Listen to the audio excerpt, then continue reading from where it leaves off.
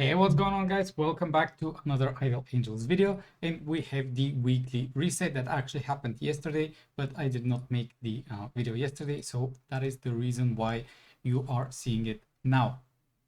We do have a incarnation power of Storm Dragon being released, which is nice, but sadly not something that we really care about. But we have the weekend sale, we have the wish pool, we have the Incarnation reborn. Now I am going to try and give you some insights of what is good to do and what is not. First, we are going to be talking about the Storm Dragon and her incarnation power. If you do not want to read all of those stuff over here for the incarnation power, in short, this seems like it's more or less only related to her, with the idea that she is just a better DPS having the incarnation power. But in overall rankings, I do not believe that Storm Dragon is going to be replacing any of the top DPSs that we have at the moment. And if you wonder which are the top DPSs, we still have Nemesis, we have Anubis, we have Lucifer, but only for the PvE and Havoc aspect of the game, and then we have Perseus as well with Aquarius. Very soon I'm going to update the DPS rank list, because now we have quite a few angels to add onto the DPS rank list, so I will make sure to update that one as soon as possible. But when it comes to the Storm Dragon, you just want to do the Creator Sanctum in order to get the 10 blue scrolls, and on top of that summon 30 times to get additional 10 blue scrolls. Also, don't forget to do the challenge for as high rank as possible in order to get some nice rewards, with, of course, your goal is to reach stage 4 as fast as possible, and then the other ranking rewards are, of course, you would like to be taking those 10 blue scrolls, but by all means it will be a bit hard to do depending on what your enemies or rivals on your server are building. If you, for some reason, decide to go for the Storm Dragon, don't forget to collect all of the blue rebates that you get as well with that. After that, we are going to be jumping into the weekend sale. Now, usually weekend sale takes the most of the time when I am doing the videos, but this time we kind of have only bad picks when it comes to the possibilities to upgrade. So we have Freya, we have Gemini, we have Venus, Loki, Zeus, Frost Dragon, Heimdall, and Chaos. As you already know, weekend sale is good mainly for the summoning of UR and UR plus if you are looking for upgrades, or the SSR plus if you are looking up into finishing an angel. When it comes to the possibilities over here to summon, in my opinion, not anyone is worth building to the point of UR and UR plus, maybe with the exception of Frost Dragon, because she is very good at Havoc at the moment, and you want at least MR2 or MR3 level on her with Incarnation level 5 for Havoc. The other one is Freya as DPS, but she's way too expensive and other angels beat her. In my opinion, Nemesis does the job better than Freya, and she's MR based. So in short, this weekend sale, what you can do is spend your red scrolls in order to get additional shards, and keep in mind that you are going to be getting a few blue scrolls over here. So what I'm going to do is I will spend my red scrolls until I reach a rebate stage. Probably 150 is what I will be able to reach during this weekend sale. After that, we are jumping into the wish pool. Before they did the changes to the new ways that we get blue scrolls, and by that I mean the Ocean Party event and the Feather event, wish pool was a really bad event to summon on unless you had Ocean Party. But for now it seems like we are not getting Ocean Party rerun, and that we are getting new type of events. But in short, for the wish pool, you are definitely not going to be worrying about Zoro or PCs unless you are going for Havoc. And Ares is for PvP and Havoc with Incarnation level 5 and MR1, or Incarnation level 4, sorry, and MR1. And Lucifer, it's kind of the deal only if you really want to push PvE and like that angel, but in my opinion, there are other angels that do the job better. Of course, if you have some of the wish pool coupons saved from the anniversary, you can still use them. And I'm planning on doing that whenever I see a useful angel onto the wish pool. Incarnation Reborn, we have Thor, Sim, Change, Merlin, and Medusa. Now for Thor, if you are looking onto building some crowd control, Incarnation level 2 is okay to get, but that will be only useful in Havoc and PvP. And still, even there, there's no need to go for that. There are other options available that are better to build. When it comes to Sim, my suggestion is to get her to Incarnation level 3, and after that you can go for MR1, after which I would say Incarnation level 5 is good to grab. But keep in mind that if you want to go for the MR of Sim right now, you are going to be missing out on the UR and UR plus additional shards if she comes by on a weekend sale, or if she is being brought to Christmas and anniversary, which then we are always having that 2 additional shards. Sim is good to grab early on, and Sim was the reason I managed to finish the PvE. I do have her at Incarnation level 5 and MR1, and I am planning at some point to max her out, but it's definitely not needed. When it comes to Change, this is a glass cannon DPS angel, so it's kind of a hard skip, mainly for the reason that she's SSR plus. When engraving starts to show up, maybe they will give Change some invincibility that will make her nice and good in order to compete with the other DPSs, but still I don't believe that an engraving for her will bring her to the top spots. When it comes to Merlin, this is one of the best ways to control the battlefield for PvP and for Havoc if you are having troubles with crowd control, because with Incarnation level 5 she is able to negate so much of the crowd control and let your carries stay alive and act.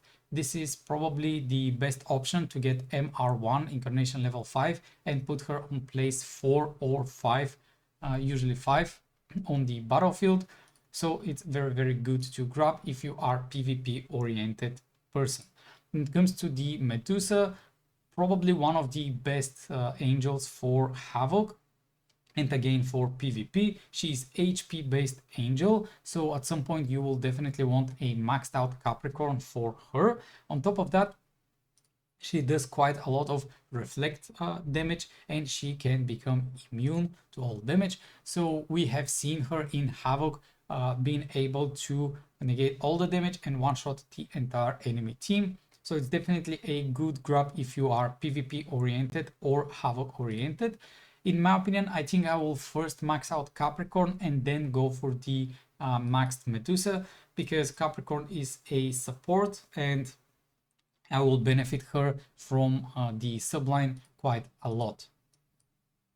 Don't forget that you can grab an angel for free out of Thor, Sim, and Change. So in my opinion, Sim is very good to grab. And I do hope that at some point in the future, we start getting those MR-based angel for free ones, if you haven't acquired them. What I mean by that is, if a new player joins the game, they will have the opportunity to grab an MR based angel for free. In my opinion, a lot of MR angels are being released, and every single month we get a new one. So that is a good idea at some point for newer players to be able to at least catch up a bit to get those.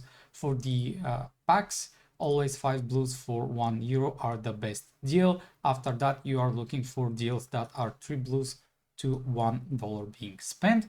On the shop, always get the blue scrolls. And then training up with Divinity pack is just some nice free rewards, with, if you have a maxed out angel, quick combat scroll 3, which are very nice to grab during different events. Star Wish collection is still going on, so make sure to claim all of the rewards over here. You still have 12 days to do so. And on the on the gift of stars, this is kind of the new events that we are experiencing for the first time, but they are very similar to the anniversary events that we had. So we get some dust and we get some radiant sigil with some star relics. What we do with the star relics is we use them to open those chests, and once you get 20 of those, you are able to open the chest. And over here you can see what are the rewards from opening the chest. With every single open gives you one of those currency coins, with which you are being able to buy some stuff from the shop. In my opinion, the best one is the blue scrolls. And what I like to see is that Destiny Essence is available to be bought from the events. So as a free-to-play player, you have the opportunity to buy Destiny Essence in order to level up relics, which is very, very nice in my opinion. Of course, if you are in big needs of Destiny Star Selection chests, SSR relics, feel free to grab them. But in my opinion, the blue scrolls and after that Destiny Essence, until you level up your relics a bit, will be very, very good to grab.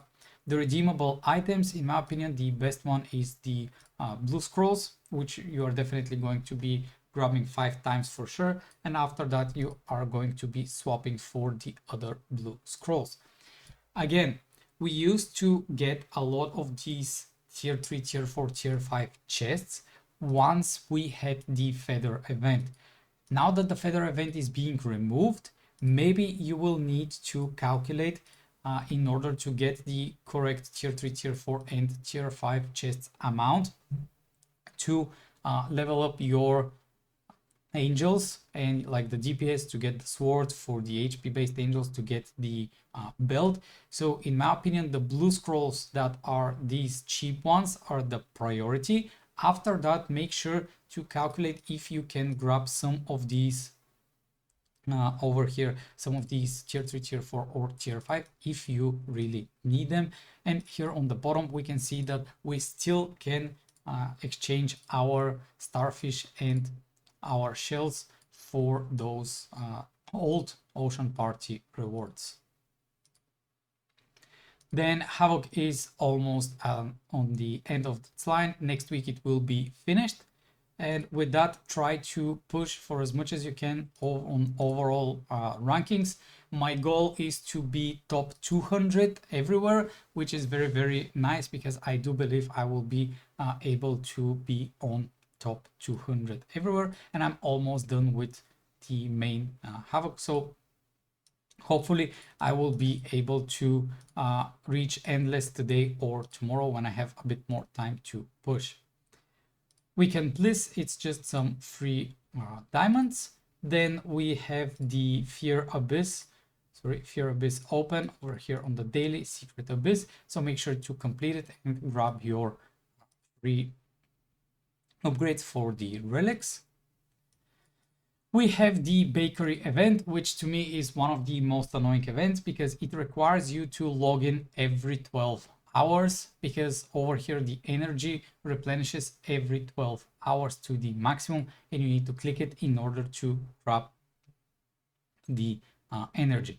So the idea of bakery event is that you will have 2 milk and the goal is just to move once to spawn another one. If it spawns milk, you need to act one more time. If it spawns butter, then you are going to click the ×4. Since we got milk, we're going to move once more. And now I'm going to change it to ×4.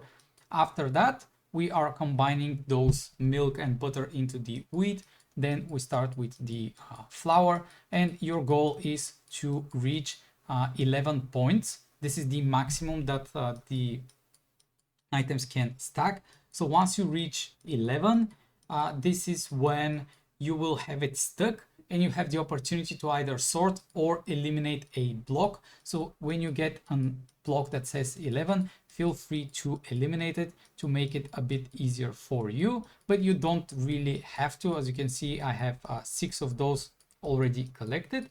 And The goal is that by the end of the event, you will get 100,000 points to get the SSR plus Angel Relic chest.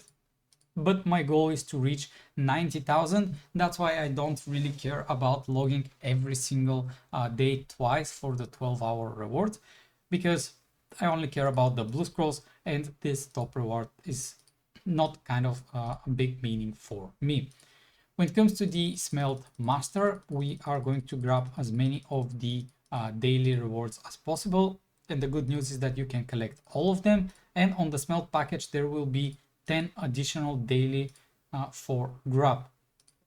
The way you do Smelt Master is, once you reach 190 of those potions, you are going to go to the Smelt store and buy the diamonds on the first one, relics on the second one, and on the third one you start buying the blue scrolls. After which, if you have additional 140 smelt potions or 330 in total, you are going to go and unlock store 4, but don't buy anything, unlock store 5 and buy the 30 blue scrolls over here. This is kind of the best way to do the Smelt Master. So either 190 potions or 330 is the total amount you will need. Limited summon, there is a free blue scroll every single day. And lastly, the Lost Sanctuary, we are grabbing top row always, after which if you need something from the bottom ones, feel free to buy them. Then collect the additional free keys depending on the challenges that are shown over here. And lastly, the treasure house. Your goal is to always reach a level with the blue scrolls. And in my opinion, the best way to do it is to reach level 30 and stop there, which should be approximate 600 to 660 keys. That's how much it will take you in the beginning in order to reach level 30, and that will give you nice 60 blue scrolls for completing the event. Of course, if you are in very need of blues, you can do it before, like you can start opening the Lost Sanctuary and then you reach level 20, but keep in mind, try to finish the event on a level that gives you blue scrolls. Otherwise, it's kind of a wasted amount of keys because you did not get any of the blue scrolls.